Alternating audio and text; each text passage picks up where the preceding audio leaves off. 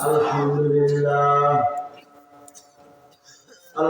لله وكفى وسلام على عباده الذين اصطفى أما بعد فأعوذ بالله من الشيطان الرجيم بسم الله الرحمن الرحيم ثم لتسألن يومئذ عن النعيم وقال النبي صلى الله عليه وسلم كل أمتي يدخلون الجنة إلا من أبى قيل من يأبى يا رسول الله قال من أطاعني دخل الجنة ومن عصاني فقد أبى وقال النبي صلى الله عليه وسلم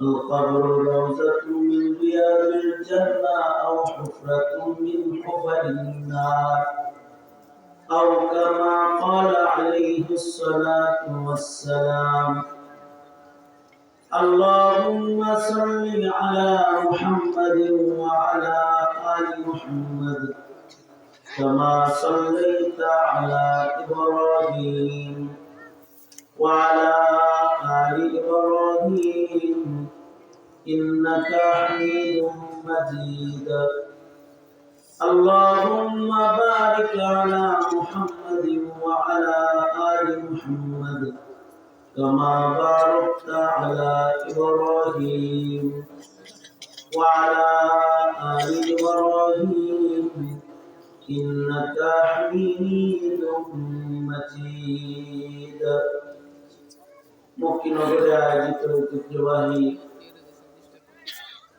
দুই দিনব্যাপী ইসলামী মহাসম্মেলনের আজকের আখেরি মোহতারাম সভাপতি উপস্থিত হযরত বুজুর্গ উলামায়ে কেরাম সম্মুখপানে সমবেত দিন প্রিয় ইসলাম প্রিয় দিনদার ইমানদার মুমিন মুসলমান ভাই আল্লাহর দরবারে শুকর আল্লাহ তাআলা দ্বীনি নসিহতের মাহফিলে উলামাদের সুহবতে জান্নাতের বাগানে আমাদের আশার বসার তৌফিক দান করেছেন এজন্য কালিমাতুশ শুকর করি শুকরিয়া আদায় করি আলহামদুলিল্লাহ হযরত উলামায়ে কিরাম নসিহত করেছেন আর করবেন আমি সূরা তাকাসুরের শেষ আয়াত দুই জায়গা থেকে হাদিস আপনাদের সামনে পেশ করেছি এগুলো সামনে করে কিছু কথা আমাদের তিনটা আলমে পদার্পণ করতে হয় জন্মের মাধ্যমে যারা আসছে এটা একটা আলম এই আলমটার নাম হলো আলমে দুনিয়া আর মৃত্যুর মাধ্যমে আর একটা আলমে আমাদের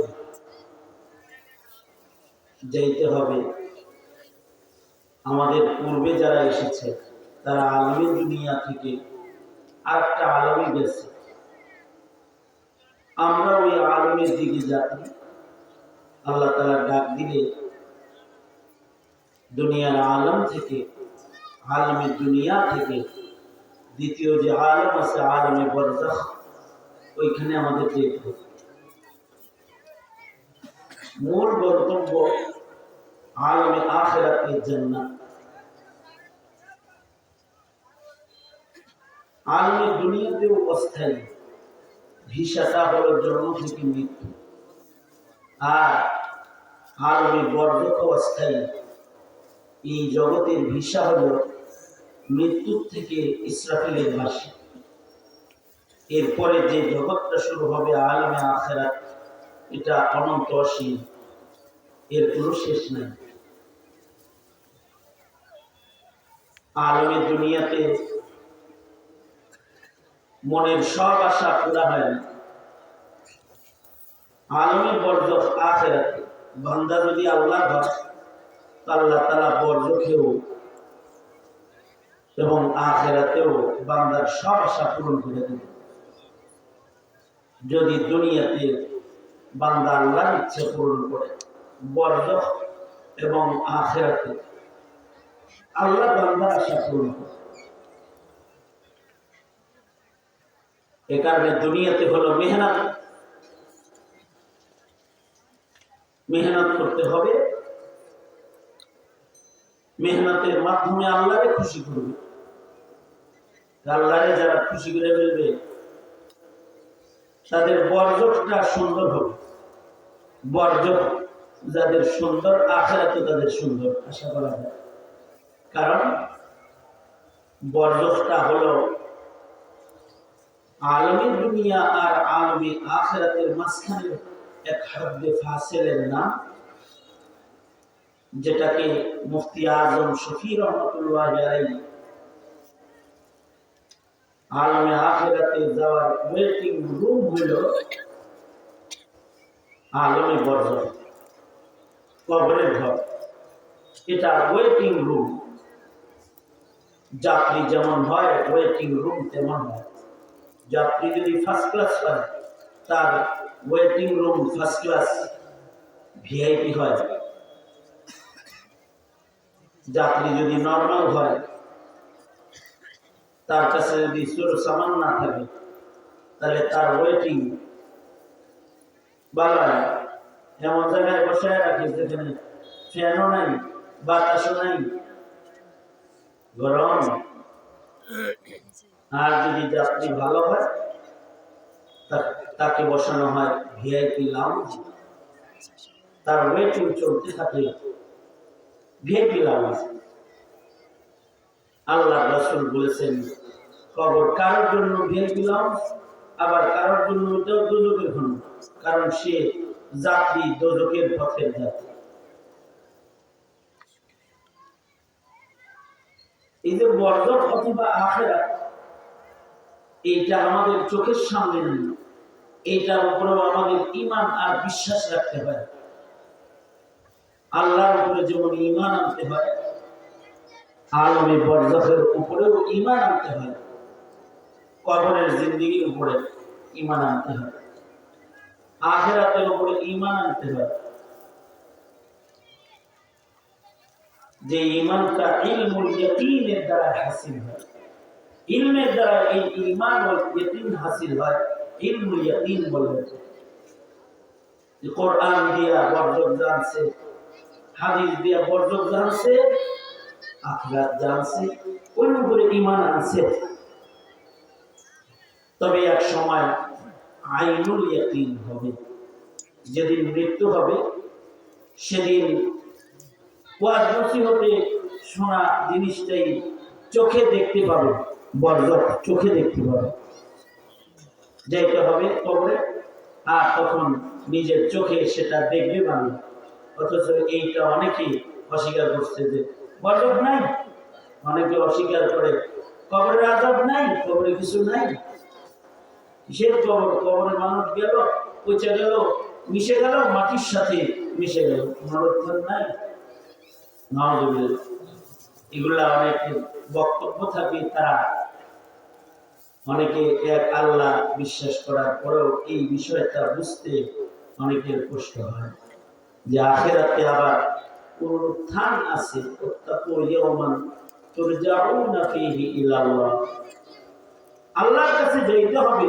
এই জিনিসটা আল্লাহর সামনে যে দাঁড়াইতে হইবে, বিশ্বাসই করে না তো ভয় পাইব কি?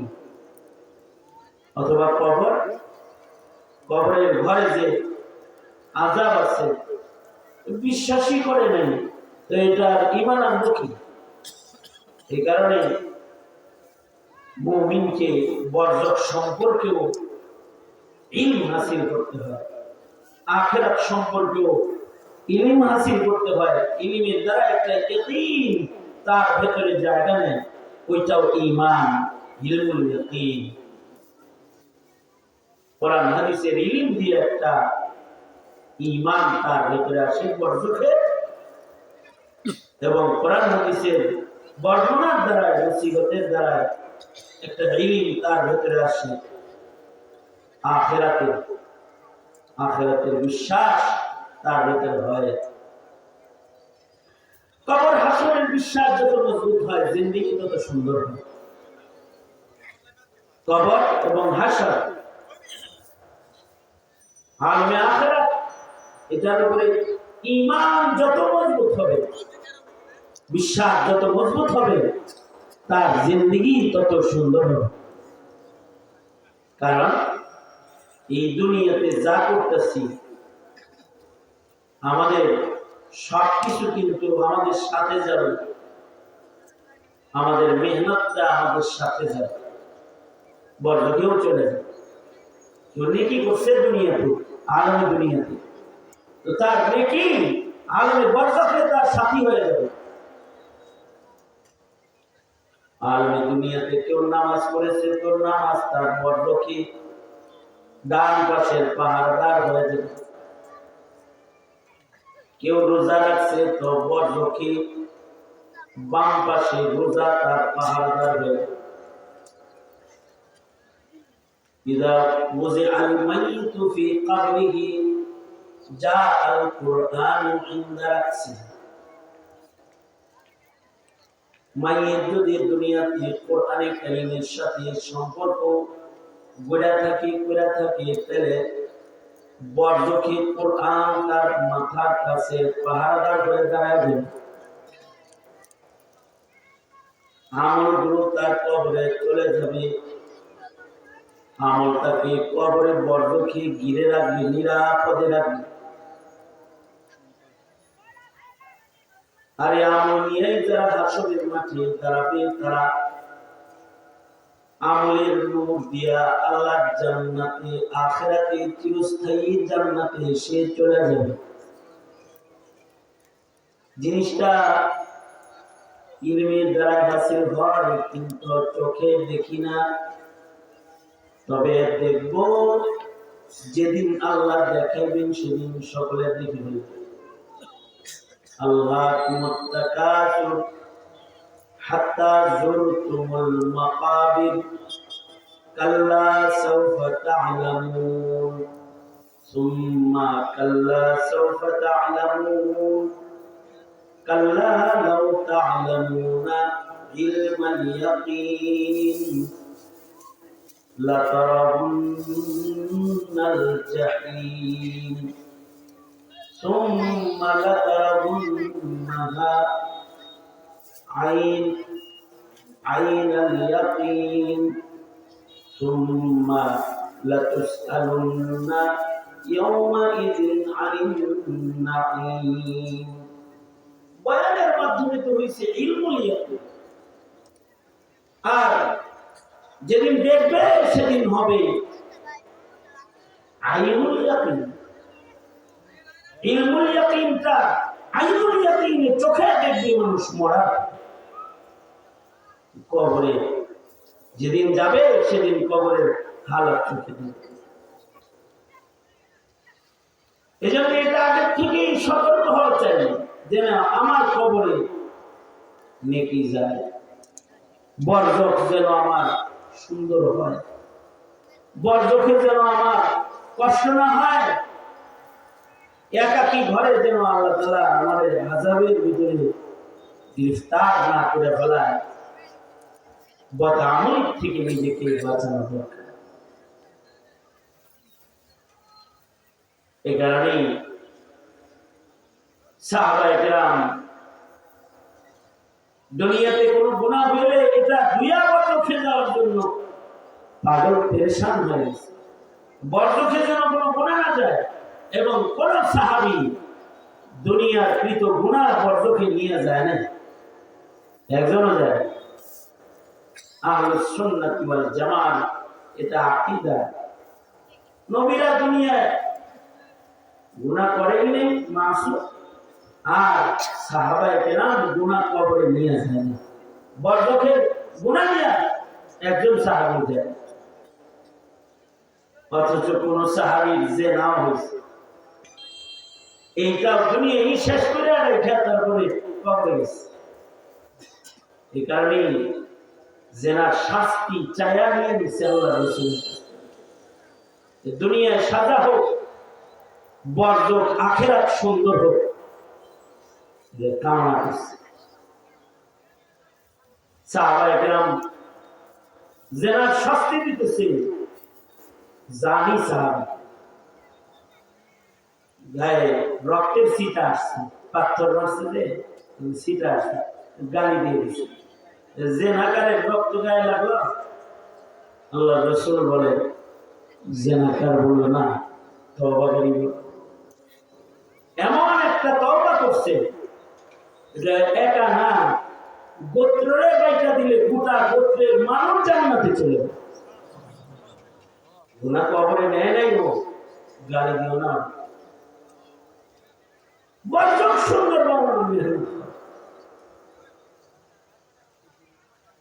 বর্জকের ভেতরটা যেমন সুন্দর হয়, কবরের ভেতরে যেন নেক আমল আপনাকে আমাকে পাহারা দেয়। এমনকি কবরটাও যেন সুন্দর জায়গায় হয়, সুন্দর জায়গায় কবর কামনা করা, এটা নবীদের সুন্নাত। নবীরাও তাদের কবর সুন্দর জায়গায় কামনা করেছেন আল্লাহর কাছে। যেমন পয়গম্বর মুসা আলাইহিস সালাতু ওয়াস সালাম ইন্তেকালের আগে বারবার দোয়া করেছেন, আল্লাহ আপনি আমাকে আকসার কাছাকাছি কবর দান করেন, আমার কবরের ঘরটা মসজিদুল আকসার কাছাকাছি দান করেন। কারণ মসজিদুল আকসার আশপাশে আল্লাহ তাআলা বরকত করেছেন, আল্লাযী বারাকনা হাওলাহু। মসজিদুল আকসার আশপাশ বড় বরকতপূর্ণ। এই কারণে মুসা আলাইহিস সালাম চার বড় পয়গম্বরের এক বড় পয়গম্বর যিনি কালিমুল্লাহ, তিনিও তার কবর ভালো কামনা করছেন। আল্লাহ আপনি আমাকে মসজিদুল আকসার আশপাশে ভালো জায়গায় কবর দিন। আমরা তো করি না। আমাদের কবরের বাড়িটা কোন জায়গায় হবে ভাবিও না, ইল্লা মাশাআল্লাহ। অনেকে ভাবে, ভাবনা চিন্তা নিজের জমিনে মসজিদ কইরা বলে এই মসজিদের পাশে আমার কবর দিন, অথবা নিজে একটা মাদ্রাসা কইরা একটা মাকবারা কইরা বলে এখানে কোরআন পড়া হবে, এখানে আমার কবর। হ্যাঁ, কারোর কারণে চিন্তা ধরে, তখন তারা কোনো না কিছু করে। সাহাবায়ে কেরাম ভালো জায়গায় কবর কামনা করেছেন, ভালো মরণ কামনা করেছেন, ভালো কবর কামনা করেছেন। আল্লাহর রাসূল ভালো মরণ কামনা করেছেন। আমরা শুধু ভালো হায়াত কামনা করি, কিন্তু ভালো মরণ কামনা করার কথা ভুলে যাই। শান্তি সুখে সুন্দর নেক সুস্থ হায়াত কামনা করতে থাকি, কিন্তু শান্তি সুখের মরণ যে কামনা করতে হয় এটা আমরা ভুলে যাই। অথবা মরার পরে শান্তি সুখের একটা সুন্দর ঘর আল্লাহর কাছে চাইতে হয়, এটা ভুলে যাই। হযরত আসিয়া বলে, আয় আল্লাহ আপনার কাছে আমাকে একটা ঘর দান করেন। আল্লাহ জান্নাতের মধ্যে আপনার কাছে আপনি আমাকে একটি বাড়ি ঘর দান করেন,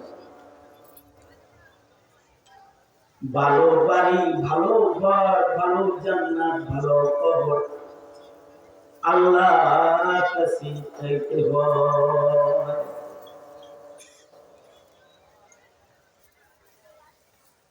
দুনিয়ার বাড়ি ঘর খালি চাইলে হয় না, কবরের বাড়িটা সুন্দর চাই।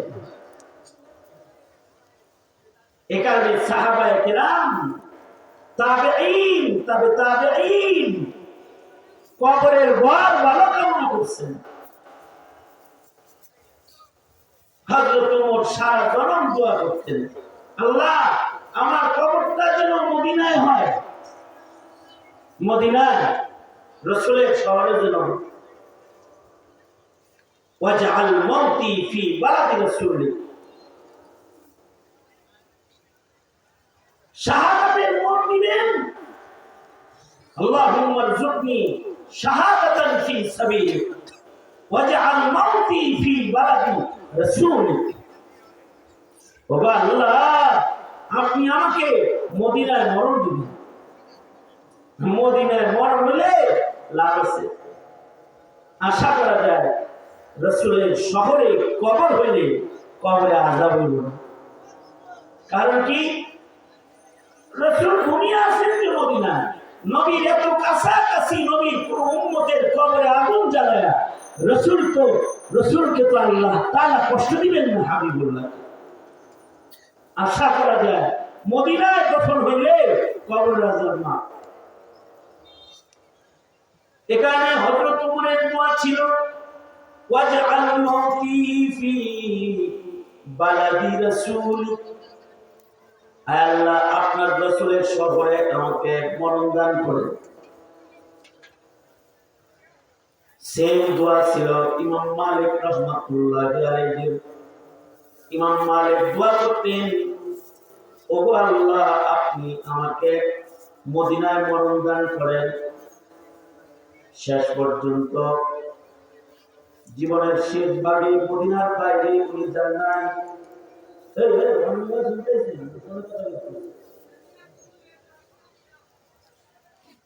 শেষ পর্যন্ত জীবনের শেষ ভাগে হযরত ইমাম মালিক মদিনার বাইরে যান নাই, শুধু মদিনায় কবর করার আশা। জীবনে দোয়া করি আমরা, মনেই থাকে না আমাদের।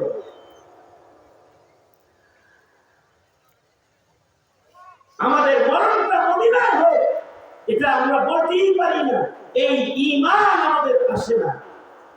ইল্লা মাশাআল্লাহ আমাদের আবা আজদাদ যারা, ময় মুরব্বী যারা, তারা এই দোয়া করে। আমরা আমাদের কানে আমাদের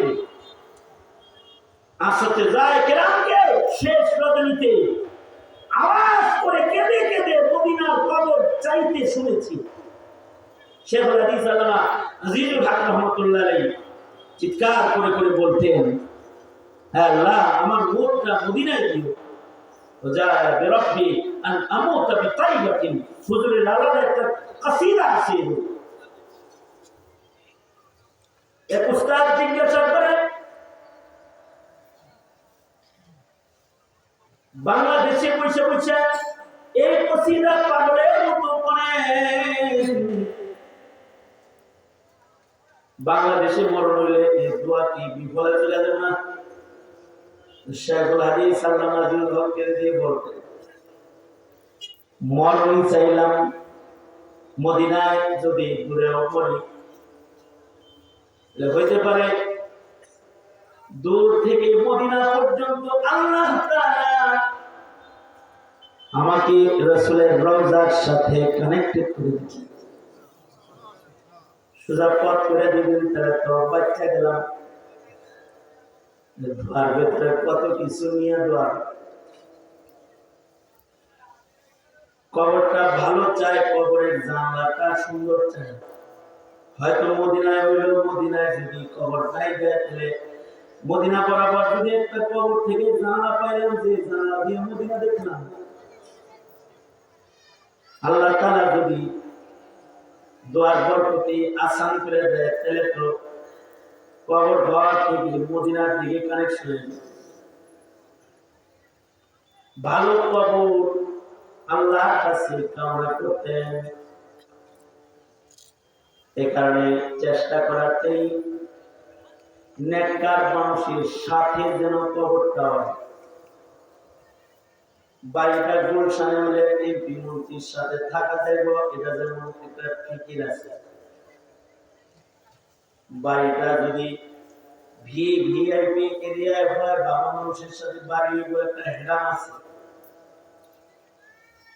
বরজক যাদের নেককার বান্দাদের সাথে হবে তাদের একটা হেলান আছে।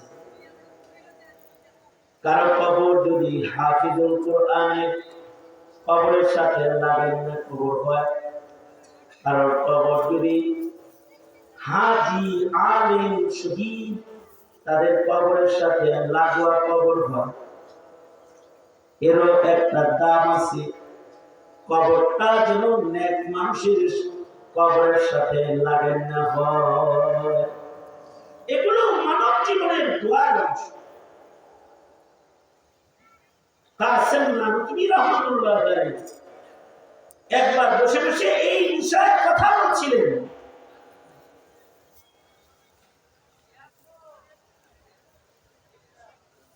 নেককারের সাথে কবর হওয়া, ওলি বুজুর্গের কবরের পাশে কবরের লাভ আছে। ব্রাহ্মণবাড়িয়ার ফখরে বাংলার তাজুল ইসলাম রাহমাতুল্লাহ আলাইহি উনি যেদিন ইন্তেকাল করলেন, ওনার ইন্তেকালের খবরটা ছড়িয়ে গেল, ফখরে বাংলার তাজুল ইসলাম ইন্তেকাল করেছে।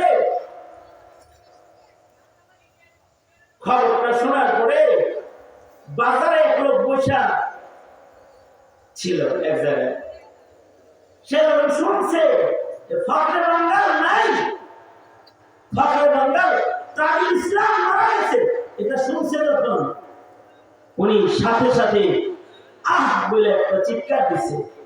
আহ একটা নাই উনি গেল, এক আহে ওনার ভিতরে থেকে রূহ বেরিয়ে গেছে।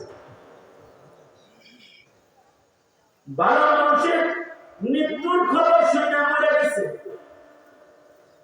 তাড়াতাড়ি গোসল দিয়া ফখরে বাংলার জানাজা যেখানে হচ্ছে ওখানে তার লাশ হয়ে গেছে। এটা কার লাশ? এইটা হলো ফখরে বাংলার লাশ, আর এটা হলো ফখরে বাংলার আশেকের লাশ। কারণ মৃত্যুর খবর শুনে আহ বলছে আর প্রাণ পাখি বের হয়ে গেছে। ঠিক আছে, আশেক আর মাসুককে একসাথে জানাজা করে দাও। নেককার মানুষের লোকে মরার কারণে জানাজাটা ভালো হয়েছে। এমনকি দাফনের সময় ফখরে বাংলার তাজুল ইসলাম রাহমাতুল্লাহির পাশে কবরের জায়গাও পেয়েছে, পাশাপাশি কবরের দুজনকে রাখা হয়েছে। ভালো মানুষের সাথে একটা কবরের ঘর হইলেও লাভ আছে। এজন্য আল্লাহর কাছে দোয়া করা, আল্লাহ ভালো মানুষের কবরের সাথে আমার কবরের জায়গাটা করে দিও আল্লাহ। হুজ্জাতুল ইসলাম কাসেম নানভীকে আল্লাহ দিন নামে কাসেম নানভীর খাদেম ছিল। এই খাদেমে কয়টি? নেককারকে কবরে দিলাম আছে, আমার ভালো করো ও মাকলের জাত। কাসেম নানভী বলে, এ আল্লাহ তুই যে আমারে বাতাস দিতেছস, কি দিয়া বাতাস দেস? তাল পাখা। কারে দেস বাতাস? হুজুর আপনারে বাতাস দিই। তুই আমারে বাতাস দেস, এই বাতাস পাশের লোকের লাগে না? লাগে। দেশ আমারে লাগে আরেকজনের গায়ে কেড়ে। তোর তাল পাখার চাইতে আল্লাহর জান্নাতের বাতাসের পাওয়ার বুঝি কম যে একজনের কবরে বাতাস হবে আর পাশের কবরে বাতাস লাগবে না? ঠিকই বলছে। আমার কবরে যদি দিলে একটা ভালো আল্লাহ দিন, কবরটা ভালো মানুষের সাথে হয়। এ কারণেই হযরত ওমর হযরত আয়েশার কাছে দরখাস্ত কইরা নিজের কবরে রাসূলের হুজরার ভিতরে ঢুকেছে।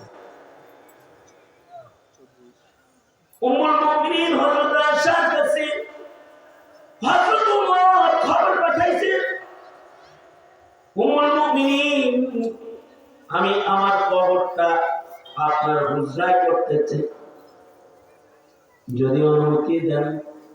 হযরত আয়েশা বলে, আব্দুল্লাহ যাও আমিরুল মুমিনিনকে খবর বলো, আমি আমার কামরার ভিতরে আমার কবরের জায়গাটা ওনাকে দিয়ে দিলাম। কবরটা ভালো জায়গায় হওয়ার কারণে যারা নবীর সালাম দেয় তারা আবু বকরের সালাম দেয়, ওমরের সালাম দেয়। নবীর পাশে শোয়ার কারণে সালাম পায়। কিয়ামত পর্যন্ত যত আসে নবীর কবরের সামনে দাঁড়ায় বলবে, সালাতু ওয়াসসালামু আলাইকা ইয়া রাসূলুল্লাহ। তারা হযরত আবু বকরের সালাম দিবে, আবু বকর আপনাকে সালাম। উমরকেও তারা সালাম দিবে, উমর আপনাকেও সালাম। ভালো জায়গায় কবর পাওয়ার কারণে নবী আশিকদের জিয়ারত পায়। সেই আশিকদের জিয়ারত আবু বকর উমর নবীর পাশে শোয়ার কারণে অটোমেটিক পায়। এই কবরের জায়গাটা আল্লাহর কাছে সবসময় ভালো চাইবেন, আল্লাহ আমার বরজখটা সুন্দর করে দিন, আল্লাহ আমার বরজখটা জান্নাতের বাগান করে দিন। কারণ বরজখ কারোর জন্য জান্নাতের বাগান আর কারোর জন্য দোজখের বাগান। আল্লাহ রাসূল বলেন, আল কবরু রাউযাতুম মিন রিয়াজিল জান্নাহ আও হুফরাতুম মিন হুফারিন নার। কবর কারোর জন্য জান্নাতের ঘর, কারোর জন্য দোজখের ঘর। এখানে সাহাবীরা কবরটাকেও ইবাদতের ঘর বানানোর দোয়া করতেন। কারণ নবী বলেছে কবর বাইতুল ওয়াহদা, একা থাকার ঘর। কবর দরজা জানালা ছাড়া ঘর। কবর সাপ আর বিচ্ছুর ঘর। কবর আগুনের ঘর। আবার কারোর জন্য ফুল বাগান। সাহাবী আল্লাহর কাছে দোয়া করে, ও আল্লাহ আমার কবরও যেন আমার জন্য ইবাদতখানা হয়। আমি যেন কবরের ভেতরে ইবাদত করতে পারি। কবরের ভিতরেও যেন আল্লাহকে তোমার কোরআন যেন আমি পড়তে পারি। সাহাবী দোয়া করে মরে গেছে। মরার পরে তাকে কবরস্থ করা হয়েছে। এক সময় কবর ভেঙে গেছে, তো দেখে কবরের সিঁড়ি দিয়া কোরআন শরীফের তেলাওয়াতের আওয়াজ বের হচ্ছে। কাছে যায় দেখে সাহাবী কবরে কোরআন পড়তেছে। হিলিয়াতুল আউলিয়া কিতাবের সাবিত বুনানি রাহমাতুল্লাহ আলাইহি, হযরত মালিক ইবনে দিনার রাহমাতুল্লাহ আলাইহি হাম ওমর হাম আসাদ বুজুর্গ ছিলেন। সারা জিন্দেগি তাকবীরুল্লাহ নামাজ পড়ছেন, ইবাদত বন্দেগী করছেন, ইবাদত করছেন। ইবাদত কবরে ইবাদত, সারা জিন্দেগি ইবাদত করছেন। আবার উনি দোয়া করতেন, কি আশ্চর্য দোয়া! সাহাবায়ে বুনানির দোয়া ছিল, ও আল্লাহ আয় রব্বুল আলামিন, সেজদা দিয়া রুকু দিয়া নামাজ পড়া ইবাদত করা আমার তৃষ্ণা মিটে নাই। ও আল্লাহ কবরে তো কোনো কাম নাই। দাফনের পর থেকে ইসরাফিলের বাঁশি পর্যন্ত শুয়ে থাকতে হবে, ইন্তজার, কিয়ামতের অপেক্ষা। ও মওলা পাক, এই অবসরটা আমার তুমি ইবাদতের বানায় দিও। আমি যেন কবরে নামাজ পড়তে পারি, নামাজ পড়ে সেজদা দিয়া আমার যন্ত্রণা মিটে নাই। আমি বড়লোকের ভেতরে নামাজের ইবাদতটা করার সারা জায়গা চাই। এইটা উনি দোয়া করতেন, না দোয়া লিখেছেন। কারণ ওনার কবর বৃষ্টির পানিতে দাফনের কিছুদিন পরে সিদ্ধি হয়েছে, ভেঙে গেছে। সকালবেলা মসজিদ থেকে বের হয়ে ইমাম সাহেব সহ কিছু লোক জিয়ারতের জন্য কবরের পাশে গেছে। যা দেখে কবরের ভিতরে একটা ছিদ্র দেখা যায়, কিন্তু আজব আজব ছিদ্র, ছিদ্রটা আলোকিত আলোকিত লাগে। সে যে ছিদ্র দিয়ে নজর করে তাকাইলে দেখি সাহাবী বুনানি রহমাতুল্লাহ আলাইহি কবরের ভিতরে নামাজে দাঁড়ায় বিচারণার কবরটা একটা কুশাদা প্রশস্ত বাগান, জান্নাতের বাগান, জান্নাতি মুসল্লা বিচার। আর ওই জান্নাতি লিবাস পরে নামাজে দাঁড়িয়ে রয়েছেন। বান্দা যদি বান্দা হয়, কবরেও বান্দার আশা মহান আল্লাহ পূরণ করে দেয়। আর যদি বান্দা পাপিষ্ঠ বান্দা হয়, জালেম হয়, গুনাহগার হয়, আখিরাত পর্যন্ত যাওয়া লাগে না, কবর থেকে তার আযাব শুরু হয়ে যায়। কবরেই আযাব। যাদের মুআমালাত খারাপ হয় তাদের কবর খারাপ হয়। নিজের আমাল, নিজের আখলাক জাতি লানত করে এমন কোন স্বভাব চরিত্রে হওয়া যাবে না। জাতি যেন দোয়া করে, কবরে যেন ইসালে সওয়াব হয়, কবরে যেন ভৎসনা না যায়, এমন স্বভাবের হওয়া যাবে।